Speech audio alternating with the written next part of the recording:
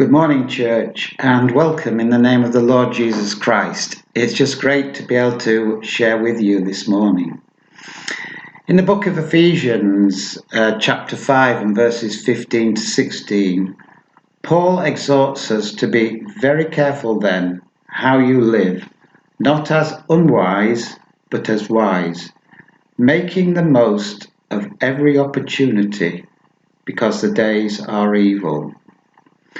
When the coronavirus lockdown began in March, Jenny and I thought about how we could make the most of every opportunity, this opportunity, by inviting neighbours to join a WhatsApp group. The intention was to get to know each other, be there to support one another in whatever way we can, but also to pray for God opportunities with our neighbours.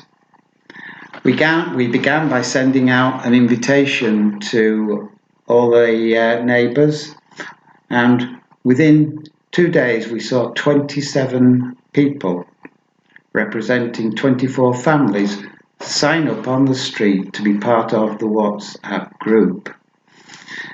It was good. We were able to share, help one another, doing DIY, gardening, getting food for the elderly, and it was really great. But I'd like to highlight two great things that happened which I see as God opportunities. One couple on the street put a post on the WhatsApp group saying that their daughter, who works for a charity in London, is helping asylum seekers coming to this country who are fleeing abuse to get rehoused. And she talked about one lady and her 20-month-old son who were fleeing from Uganda for this very reason. And currently they were living in a hostel in Hounslow, but were to be rehoused in Leeds. And this girl was simply asking her parents to ask us, could we help with things like furniture, food, and practical things. And it went out on the WhatsApp group, and there was a tremendous response. And I think this lady is going to be overwhelmed when she sees the amount of things that will be in her flat.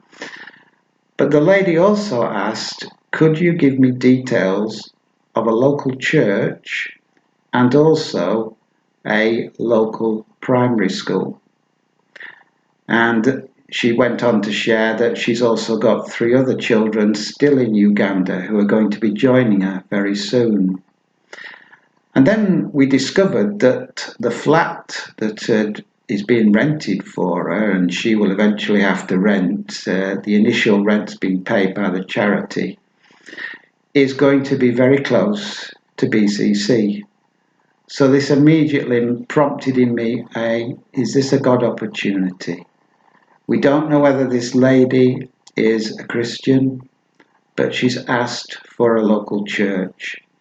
And it's just going to be great when she arrives in Leeds in the next week or so, to be able to be there to support her and to let her know that there is a church nearby with God's people who will love for her and care for her.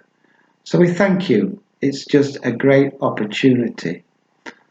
On another occasion, I was walking along the street and passed a neighbour who was out doing some planting in the garden, and I just said, by way of something to say, a great day for planting flowers and doing this kind of work in the garden.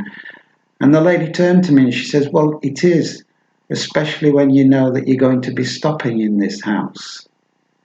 And I thought that seemed a strange thing to say. So I said, well, is there any reason why you weren't going to be able to stay here?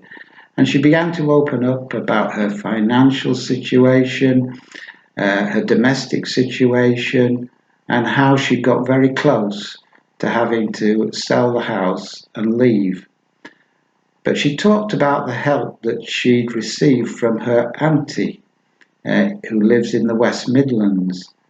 And she says, my auntie works for a debt charity, and she's been a tremendous help to me. So I just happened to say, well, what debt charity is it that she works for? And she says, well, you won't know about it. It's all to do with the church. They've got a head office in Bradford. I said, oh, is it Christians Against Poverty? She said, yeah, that's it. That's the one. Tremendous organisation.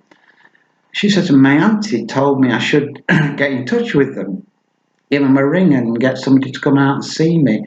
But when she went on to talk about, oh, it'll be two people from a church, she says, oh, I got a bit put off by having the thought of two weirdos from a church turning up. And I just said to her, I work for Christians Against Poverty. If you had contacted us, yeah, you'd have got two weirdos, me and Jenny, but we would have been able to help you. Well, obviously she was very embarrassed, but we had a great laugh about it.